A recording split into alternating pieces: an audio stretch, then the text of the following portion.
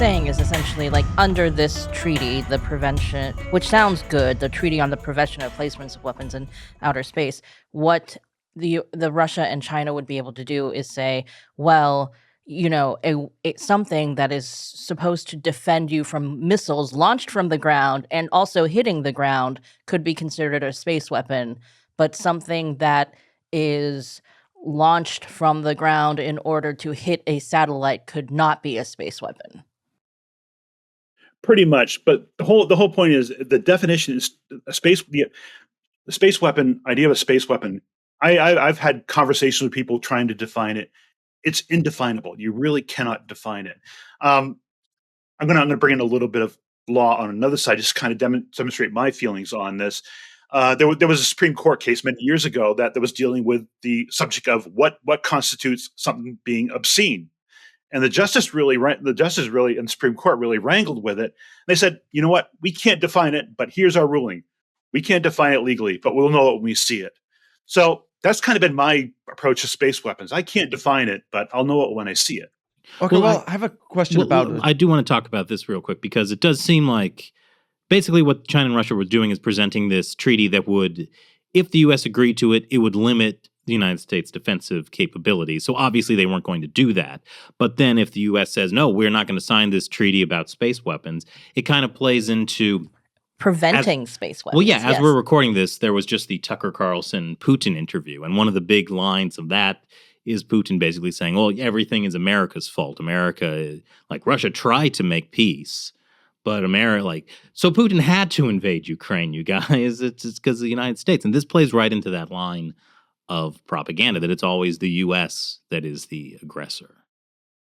Well, it's called lawfare. In other words, using the law, international law in this case, to actually box in your opponent, and at the same time, you have no intention of actually abiding by the rules you're setting. And this is very common, especially with the PRC and the Russians. They come out with these grandiose treaties.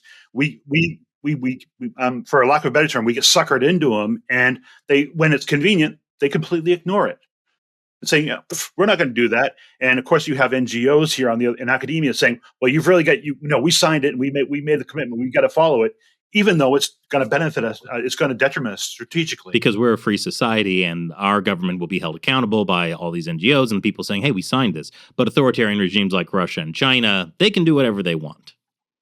Exactly. Let's take something that is in space but seems to be totally civilian, like Elon Musk's Starlink. That's for people getting internet access, right, around the world.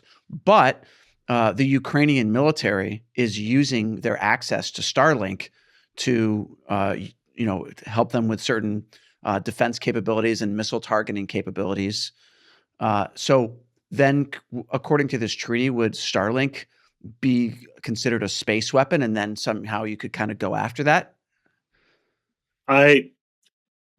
Maybe. I'll qualify that with a maybe. But again, it's because there are other laws that come in, like the law of armed conflict, because this is even though it's a civilian asset, a non-governmental asset, it's still supporting a military action. So that in some cases, the law of armed conflict might actually say, okay, that's a legitimate target. Right. So in other words, anything in space could be, if it's civilian, anything in space could be theoretically used by the military.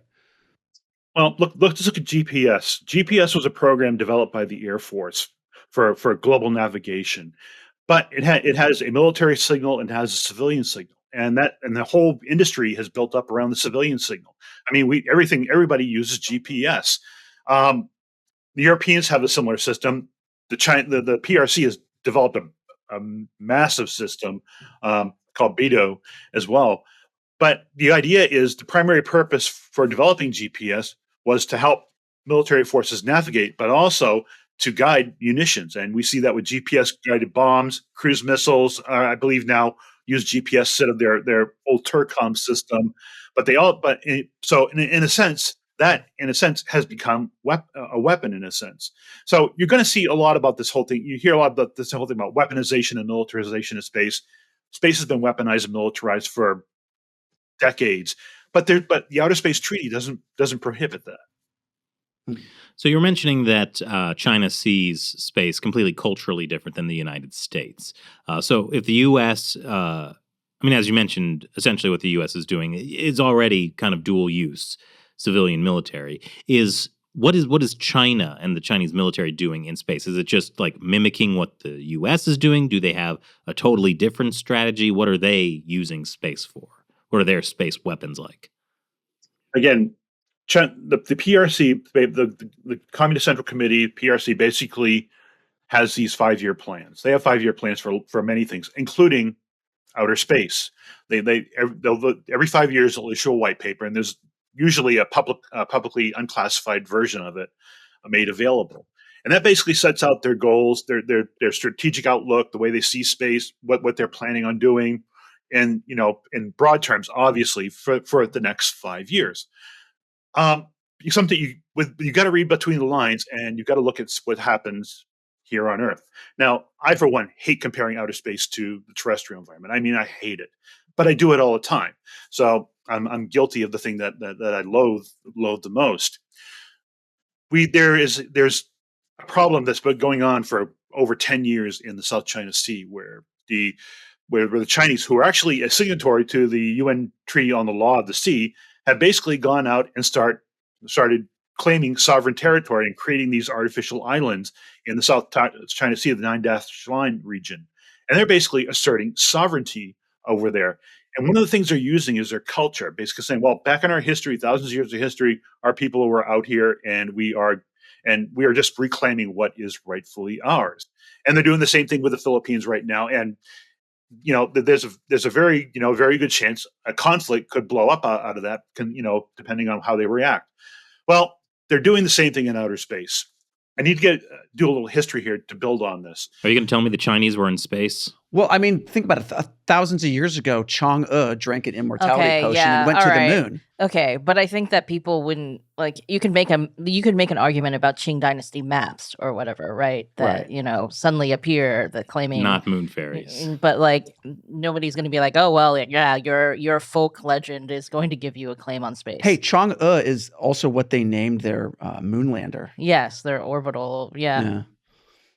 Well, look, there's this. You got to understand, it's a gradual thing. It isn't all at once. It's like a drip, drip, drip, drip.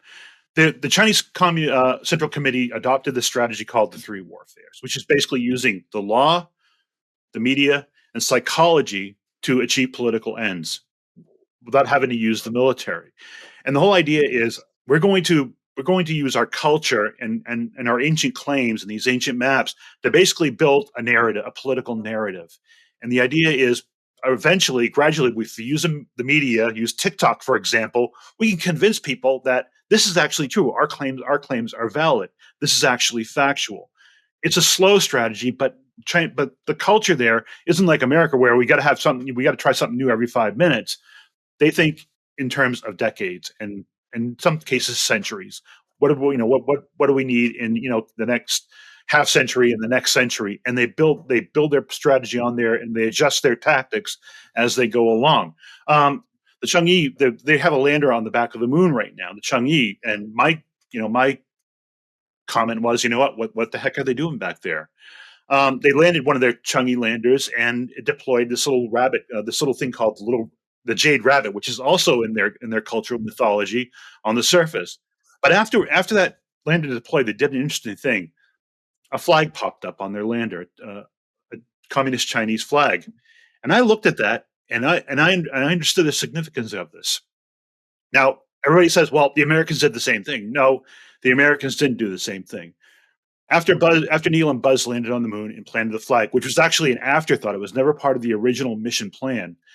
Congress got really worried because we signed this thing called the Outer Space Treaty just a few years earlier. And one of the things the Outer Space Treaty says is you can't make a sovereign claim. So what did we do during the Age of Discovery when they came to the New World?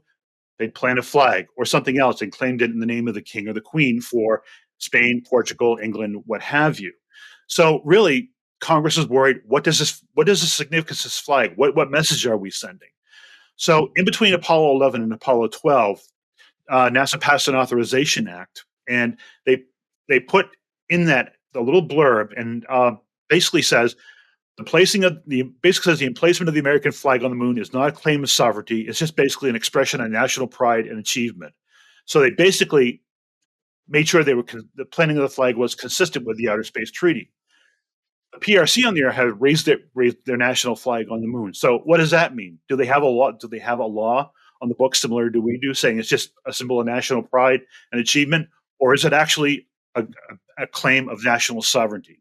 We don't know. We don't know what their policy is on it, and I'm highly suspicious of it. And I mentioned this to many people. Now, of course, regardless if you tell them about the American law, they keep on going back. Well, the Americans did it first, and I've had to remind people, no, it's not the same. So I'm very concerned that what they're doing here in the terrestrial environment in the South China Sea, even encroaching on India, by going out here and making these claims and creating this narrative, they're actually doing the same thing on the moon.